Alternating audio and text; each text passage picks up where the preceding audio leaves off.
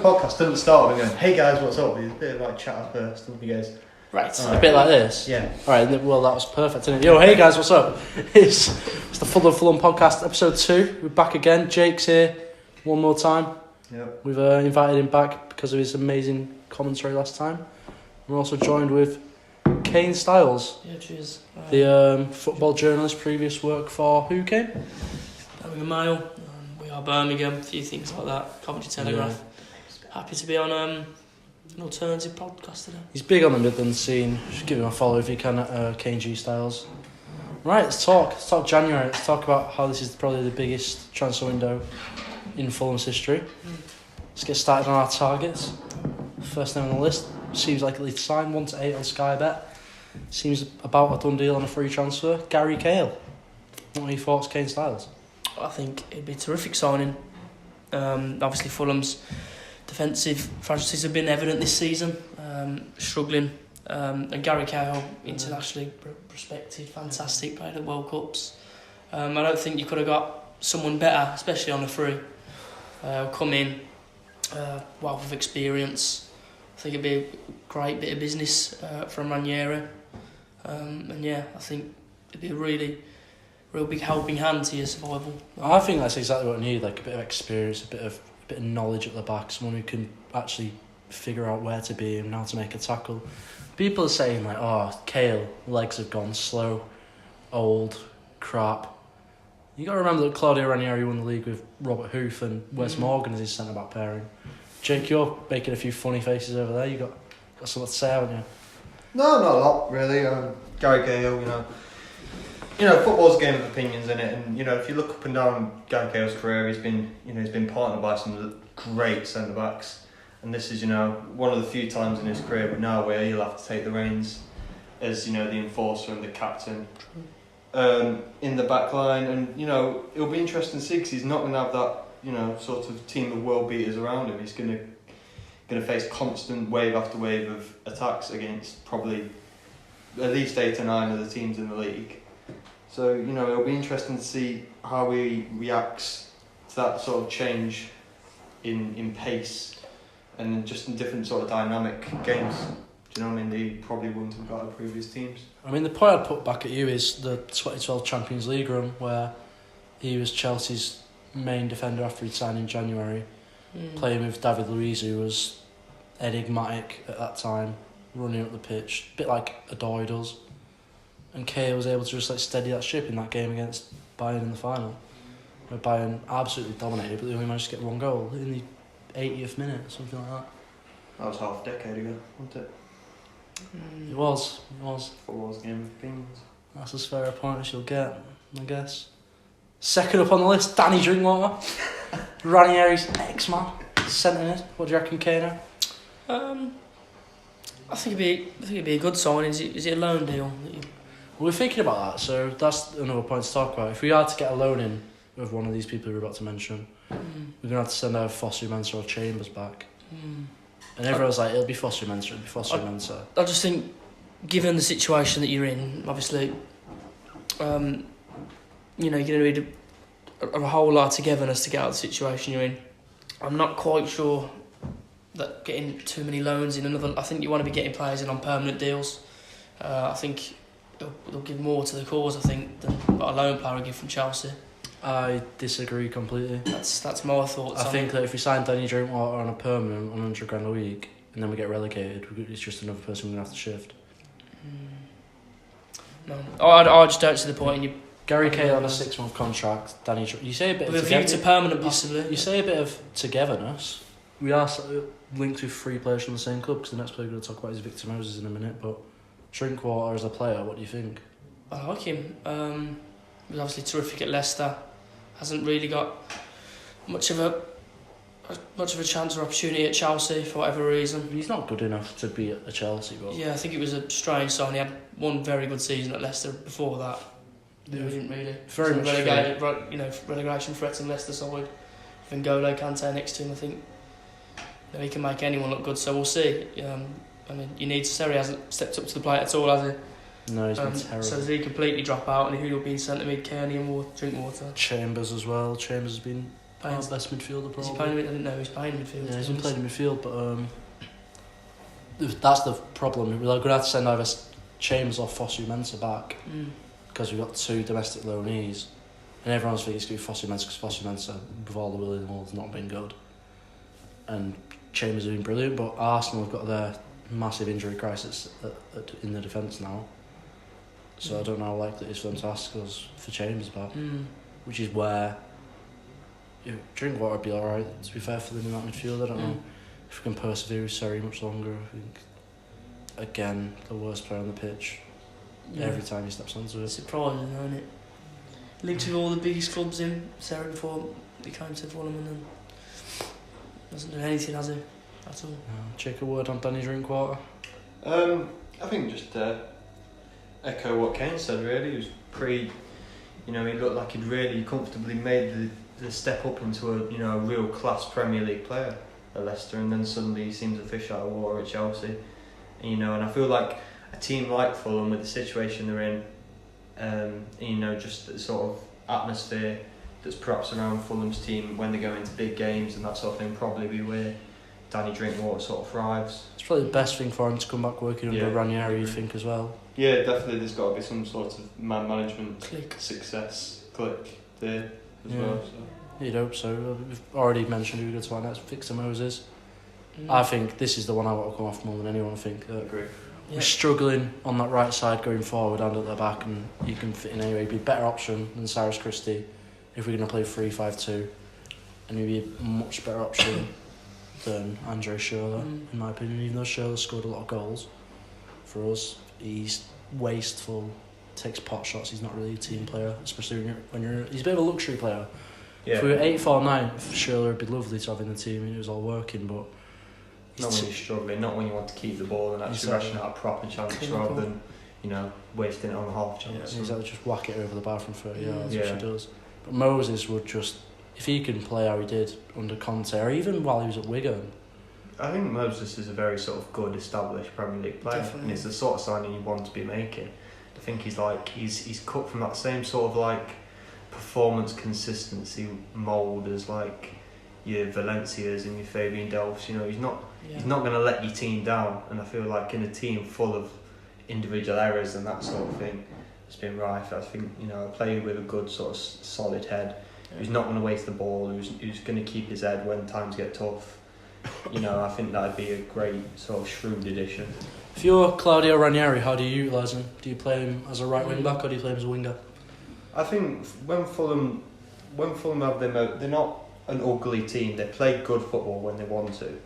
So I think as much if he can get forward as much as he can, if they can, get him on the overlap or even like say on the right wing, then I think he'd be a sturdy addition. Yeah.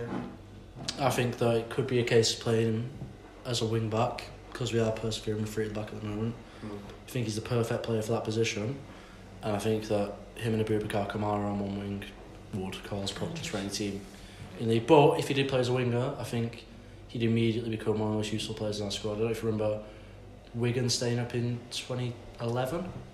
Was it the game against Arsenal where they won 2-1 and Moses was unplayable? Unreal. What do you reckon, Kane? I think so. Who plays right midfield for them these days? Either Andre Schürrle or Kamara or Vieto. So let's probably have it right. He's better than them. He's better than Cyrus Christie. Cyrus Christie, let's be real about it. He isn't a Premier League player. Of course, Moses is better than him, and he'd be better right midfielder than Vieto, Schürrle, or who you mentioned, Kamara. So I think you'd be killing 2 birds with one stone, and really you can utilise him whichever way you want to. I think Moses. I think a couple of seasons ago he was one of Chelsea's better players at one stage. Who was that when Conte came in? And he had like a proper purple patch, like galvanised. He was rejuvenated as a right wing back. Then obviously now he's found himself out of 5, and I think sort of galvanising the game, moving back down. Yeah.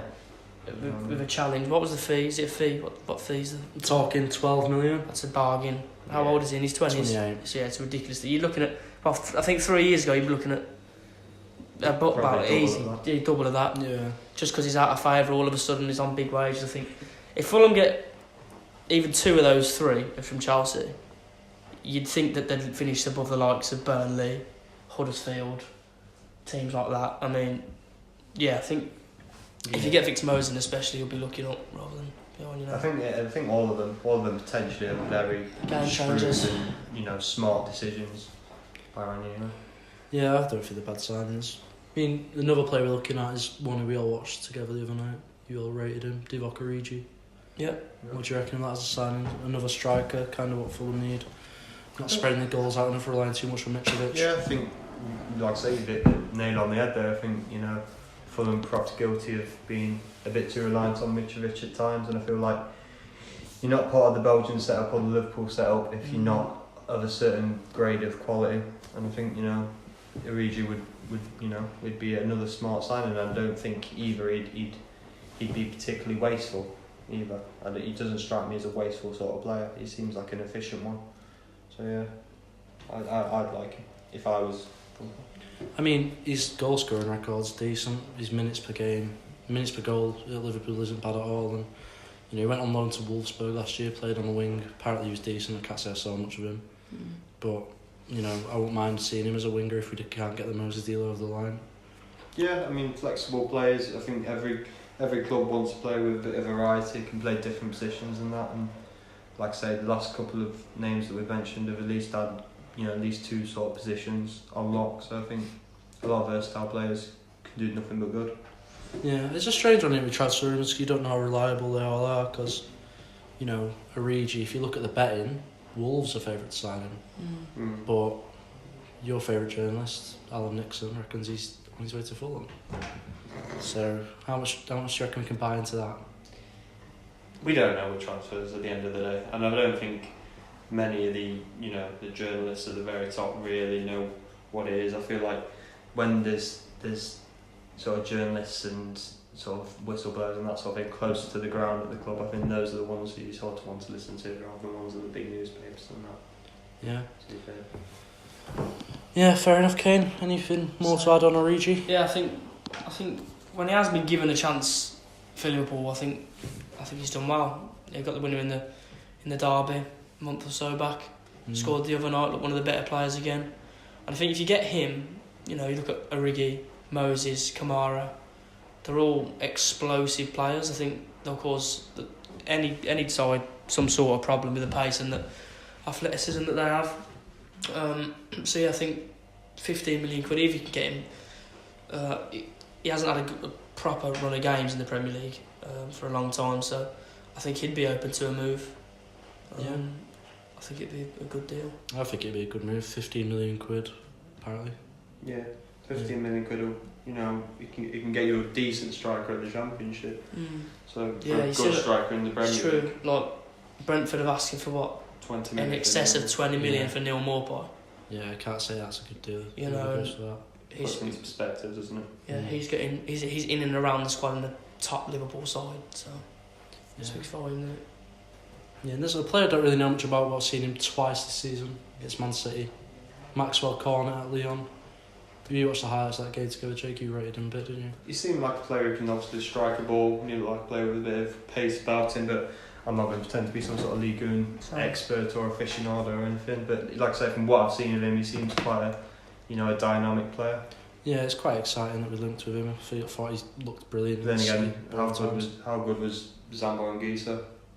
Good enough to con someone and pay 30 million for him. Exactly. Yeah, well, we'll move on from that one quite quickly. Yeah. Guys played in England, played in Scotland, played at the international stage. Linked to him every transfer window. Dedrick Boyata. Kane, Jake, what do you think of that guy? I personally Not a fan. Personally don't think he's any better than what we've got. Perhaps not. I think he's got a bit of a reputation, I suppose, in England from his time at Man City, where he didn't particularly look up to sorts at all. And I think, but obviously there must be an improvement in his game if he's getting linked back to the Prem. Yeah. I feel like just the level he's at. I mean, he gets called up to the Belgium team. Exactly. Again, you're not in the Belgium setup if you're not at least efficient. I mean, they've got a good depth of centre backs as well. They've got Company, Alderweireld, Vertonghen, and even Thomas Vermaelen still knocking about. So he must be half decent. I don't know. Martinez must rate him at least.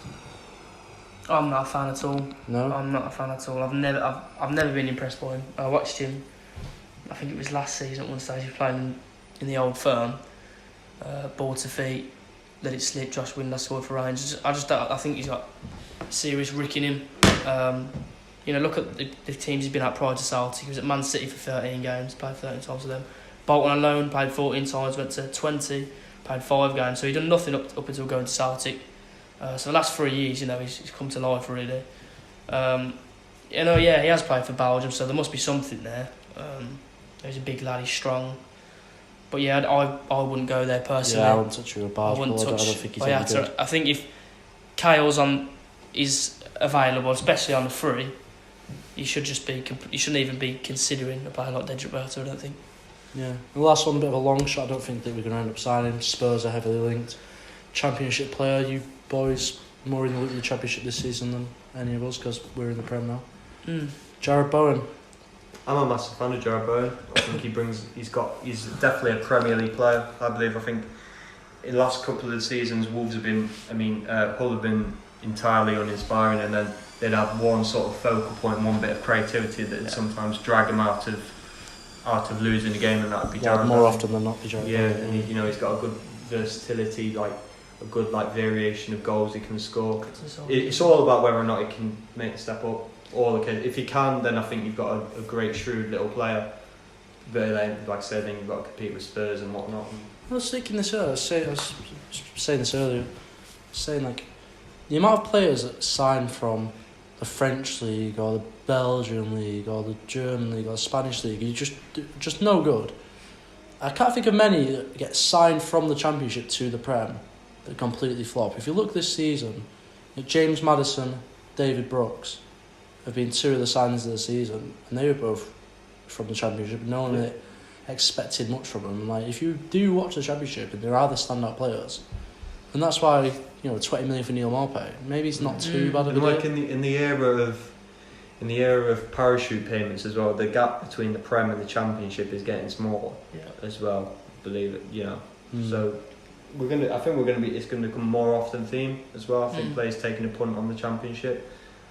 Some would say, unfortunately, financial fair play and whatnot doesn't really seem to apply, to some teams. And like I say, you sort of get that sort of 5 or 6 teams in the Championship that are almost blended into the Prem. Instead of the same teams going up and going down, just from the amount of money that goes in. So I think that's going to translate on the field in terms of players and player quality of the Championship. So I think that's only going to become more sort of regular fixture. Yeah. What do you reckon? I like him. I've seen him a couple of times for Hull. He's 22 years of age. So he's only 22? He's 22, scored academy from Hereford. Yeah, so he's played 75 games for, scored 25, so that's 1 in 3. The thing is, if we do get him and go down, you won't be. You got one for the future as well. Ship. He'll be sticking around to play for us. I think 20 million might be. I'm not sure on the fee yet. I think that might be a bit steep. I think you should write. If you look at Origi for 15, for 12. Yeah, you look at it in that context, and it's stupid money, isn't it? But I think he's a player in a few years' time that could be very, very good, and you'd expect him to play in the Premier League in the next 3-4 years, wouldn't you? That's it. With a record like that, player coming in from the wing and scoring 1 in 3. Yeah, you'd hope so. That's the plan for him, I would have thought. Right, okay, I'm going to put you on the spot. If you were Claudio Ranieri, you could sign one player. Realistically, who is you going for? Realistically, from that list, at least, I'd definitely go Victor Moses. Yeah, it's been highly talked about. He's one of Chelsea's better players a couple of years ago, under £15 million, in his 20s, versatile, explosive. I don't see why you wouldn't make that deal happen. Jake, I think I'd probably go for Drinkwater. I think the centre of midfield is a bigger problem than the wings. That's why I wouldn't go with Moses. I think there's too many liabilities in your midfield, and I think that Danny Drinkwater would do a job, especially if he can, recreate that spot with Ranieri. And here's the thing about the midfield: Tom Kearney might be going. There's always been talk about that this month. That's it. Newcastle, West Ham. Just the usual suspects. Would that be? How has he played this season? I mean, everyone at Fulham's been bad this season, but we've looked so much better when Kearney's on the pitch. Yeah, So much I just better. don't think. What I'm saying, Mo, is I don't think you haven't replaced Ryan Fredericks yet. No, So you're right in saying Christie's not good enough. He's championship level at best. And Victor Moses is the top 10 player in the Premier League. He was the right back in a title-winning team There you go. 2 years ago. Yeah, comfortably. And that was why I was so annoyed that we didn't get Nathaniel Klein. Yeah. I thought he would be the perfect solution to. He's not going to have to move far away. Both teams are to another London club. I think it all makes sense, to be honest. Yeah, that triple move from Chelsea, I think if we can get that over the line, I think that's the difference. Winning to mentality as well. Staying up and going on, yeah, of course. And it's people who buy into Ranieri's sort of philosophy, yeah. And the John trust. was showing it. I think Gary Cahill, even though he wouldn't be the captain, would be the captain on the pitch. You know what I mean? Like, Yeah. Tom Kearney, as much as we all love him, as much as he's a great player, he's not about being the captain. Like, Yeah, you don't really see him shouting the odds and screaming at players to get in positions and switch on. Like, he's a good player and he is a focal point. He's been there the longest. And the players look to him because of his football ability. Yeah. But sometimes I do feel like Fulham perhaps have lacked a player who's going to, kick them all up the backside on the field. Alfie Mawson's been doing that recently. He got injured, and I said this when we were linked with Cahill. I wrote it. I said, if Cahill can pass on any sort of like leadership abilities to Mawson, or even instill a bit of discipline into Adoy, because I don't think Adoy is a bad player. I think he's really, really useful. Even though he's small and he's a bit dodgy, he's just one of the best centre-backs with the ball at his feet I think I've ever seen, and that's not even like an overstatement. Like, he'll do a Cruyff turn and Probably because he's not a centre-back though. not a centre-back. I don't think. I wouldn't. When did you have it? Was it his debut against Newcastle? Yeah, A few years back, yeah. he played right back, didn't he? Yeah, he played right back, really good. Yeah, I just don't see him being a centre half. To be honest, when you look at who you've got, Netty Fossey Mensah, where's he playing centre half? No, he's playing right back. He's good. Hopefully he's going. I'd see Fossey Mensah as more as a centre half than Adoy, but I was speaking to someone today about this actually. A Dutch guy who said Fossey Mensah, you need him in the midfield or you need him at centre half, not a full back. But I think his time's been and gone. I think that if we're going to get one of these loan deals in, it's him who's going back to United rather than that's the Chambers. sensible thing to do. Going back to Arsenal. Yeah. I think that just about wraps it up, doesn't it? Yeah. Anything you want to say? You want to plug yourself, Kane? Yeah, follow me on Twitter if you want, KNG Styles. Yeah. That's about it. Up the whites. That's about it. Yeah. Jake, we all know your Twitter stuff, but go Yeah, I on. think anyone listening probably knows who I am. You probably already follow me. So You'd hope so, wouldn't you? Yeah, You'd hope so. Kingpin. yeah. Thank you very much for listening. It's been another cracking episode, another half hour or 20 minutes or so of the best football discussion Well, On the in internet. the world, probably in the world, yeah.